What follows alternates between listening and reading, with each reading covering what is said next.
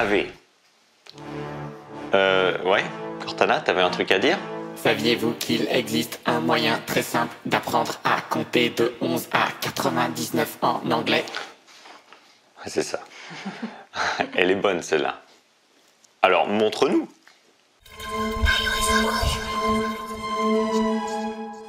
Incroyable! Bon, ben, apparemment, apprendre à compter en anglais de 11 à 99, ça peut ne prendre que quelques minutes. Alors, ben, c'est ce qu'on va t'enseigner dans cette leçon. L'objectif de la leçon, c'est que tu saches compter de 11 à 99 en anglais grâce à un plan très simple en 3 étapes. Qu'est-ce que ça va te permettre de faire, ça, de compter de 11 à 99? Ben, ça va te permettre notamment de dire ton âge, de dire ta taille, de donner des numéros de téléphone, de prendre des numéros de téléphone, et puis toute une ribambelle d'autres choses comme jouer à cache-cache. À la fin de la leçon, on te teste pour savoir si tu as bien été attentif, et attention particulièrement à comment tu vas écrire ces chiffres, ces nombres de 11 à 99, parce qu'on va te tester sur ton orthographe. Beaucoup. Donc sois bien attentif à comment on écrit ces nombres. C'est parti! Alors, pour apprendre à compter de 11 à 99, on va diviser ça en 3 parties. Partie numéro 1. Pour apprendre à compter de 11 à 99, il faut d'abord apprendre à compter de 11 à 19. C'est la première partie. Donc, comment est-ce qu'on compte de 11 à 19 en anglais, Sana? 11, 12, 13, 14, 15, 16, 17, 18, 19, 11, c'est 11, il faut retenir, ça c'est du par cœur. Ensuite 12, il faut retenir aussi. Bon, maintenant il y a eu des bons films qui s'appellent Ocean 11 et Ocean 12, qui peuvent peut-être aider à la mémorisation. Mais à partir de 13, tu vois que ça devient facile de retenir, parce que chaque nombre qui se termine en teen, ben, tu sais que ce sera un nombre entre 13 et 19 en anglais. Donc 13, ensuite 14, 14, donc 14, 15, 15, donc 15, 16, 17, 18, 19. Ça, c'était la première partie du plan pour apprendre à compter de 11 à 99. Maintenant, la deuxième partie du plan, Sana, elle est très simple. C'est d'apprendre les dizaines de 20 à 90. Alors, 20, c'est 20. Ensuite, 30, 30. Ensuite, 40. Ensuite, 50. Ensuite, 60. Puis, 70. Ensuite, 80. Et finalement, 90. Bon, tu vois qu'ils se terminent tous par Y. Donc, tout ce qui se termine en Y, comme ça, dans les nombres en anglais, c'est des dizaines. 30, 50, 40, 60, 70, 80, 90. Maintenant, on va laisser un petit peu toute cette connaissance se reposer 2 secondes. On a appris à compter de 11 à 19. Et ensuite, les dizaines de 20 à 90. 20, 30, 40, 50, 60, 70, 80, 90. Voilà, ça c'est les 2 premières parties du plan. Maintenant, on va faire une petite pause. Allez, ça, on se détend un petit peu. On respire, on ouvre nos chakras romains. On s'imagine dans un bain romain. Au fait, Cortana, où est-ce que tu trouves toutes ces idées de leçons et de plans comme ça? À ton avis? Je sais pas, moi, sur Google. Google dans le futur, c'est un peu comme l'idiot du village. Ça m'embouche un quoi. Voilà, on termine la leçon maintenant avec la 3e partie du plan pour apprendre à compter de 11 à 99 en anglais. Et cette 3e partie du plan, ben, on va simplement prendre les dizaines qu'on a apprises. On va prendre une de ces dizaines et on va adjoindre les chiffres de 1 à 9. Et voilà. Exemple. 20. On y adjoint 1, ça devient 21. 22. 23. 24, 25, 26, 27, 28, 29. Ça fonctionne pareil pour 31, 39. Pareil pour 40. Je te laisse peut-être le dire tout seul dans ta tête.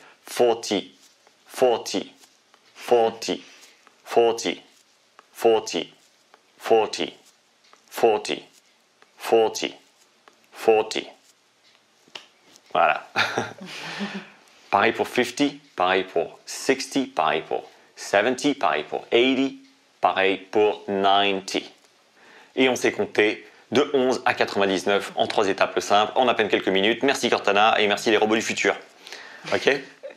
Bon, Sana, now we're going to quiz our student. Yes. On va te tester.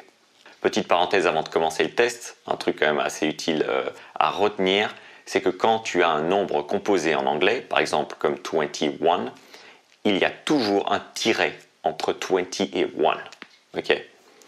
Donc 22, 99, etc. etc.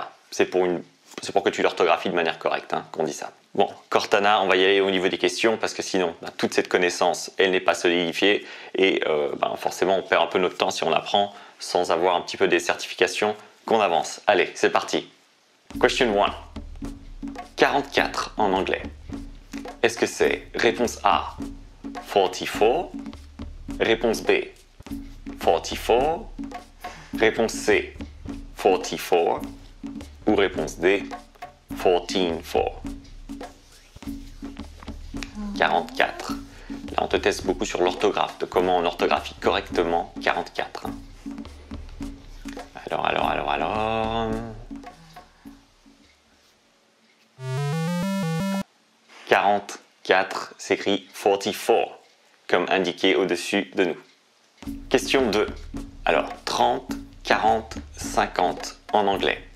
Est-ce que ça donne réponse A, 30, 40, 50 ou réponse B, 30, 40, 50 ou réponse C, 13, 14, 15 ou réponse D, 30, 40, 50. Laquelle de ces réponses est correcte? 30, 40, 50 en anglais. 3 dizaines en anglais. On est dans la pure orthographe encore une fois. Bien savoir orthographier les nombres en anglais, c'est important. Ne pas laisser l'oisiveté de l'orthographe nous contaminer. Alors la réponse est 30, 40, 50. Encore une fois, comme indiqué au-dessus de nous. Question 3. Allez, courage, on est à la moitié de ce test déjà.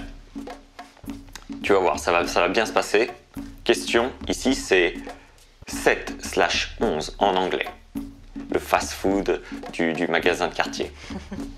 Alors, réponse A. Est-ce que 7, 11 en anglais, c'est 7, 11? Est-ce que réponse B, c'est Ocean 11? Réponse C, est-ce que c'est 7, Eel Heaven? Ou alors, réponse D, est-ce que c'est 7, Eel Haven? Ça sonne un peu barbare. 7, Eel Haven. Ok. Laquelle de ces réponses? La chaîne de supermarchés, de mini-supermarchés de quartier. Ça se prononce et ça s'écrit 7-11, comme la réponse au-dessus de nous. Allez, question numéro 4.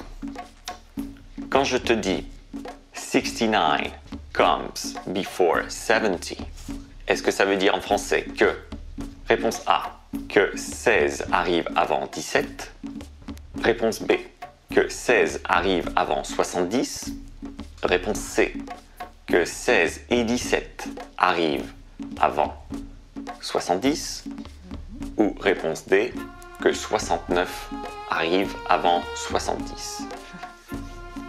69 comes before 70. Laquelle de ces réponses pourrait être correcte? 69 comes before 70. Et la réponse est juste au-dessus de nous maintenant. Comme tu vois, 69 arrive avant 70. Un petit piège entre 16 et 69, entre 17 et 70 qu'on t'a fait. Qu'on est méchant. Allez, dernière question, on y va. Choisis la seule réponse au-dessus de nous qui orthographie correctement 81 en anglais. Réponse A, 81. Réponse B, 81. Réponse C, 18-1. Réponse D, 18-1. Laquelle de ces réponses pourrait orthographier correctement 81 en anglais, hein? Et la réponse est 81, comme tu le vois inscrit au-dessus de nous avec un tiret entre 80 et 1. Voilà, bravo pour avoir été jusqu'à la fin de la leçon. Yes, encore une leçon que tu as amenée à son terme. Bravo pour ta détermination, bravo pour ta volonté. Pour moi, ça commence à faire de moins en moins de doutes que tu vas parler anglais couramment parce que tu démontres leçon après leçon que tu veux apprendre la langue, tu reviens à la charge et ça, je ne peux que tirer mon chapeau. Donc bravo pour ça. Bon, on va te laisser, hein. J'espère que tu continues à apprendre des choses. Il y aura évidemment d'autres leçons sur les chiffres et les nombres, etc. On va apprendre à compter jusque bien au-delà de 99 et encore une fois, avec des plans très simples pour que tu puisses retenir efficacement. Cortana, merci pour ton truc que tu nous as appris du Google du futur où j'ai pas très bien compris. Et nous, on va y aller. Allez, on t'aime. Hein. We love you. See you now. Ave. Bye. Tu veux parler anglais rapidement? Alors pourquoi ne pas t'abonner à la chaîne en cliquant sur le bouton s'abonner en bas de la vidéo? C'est ta décision. C'était Cortana, merci pour ton attention.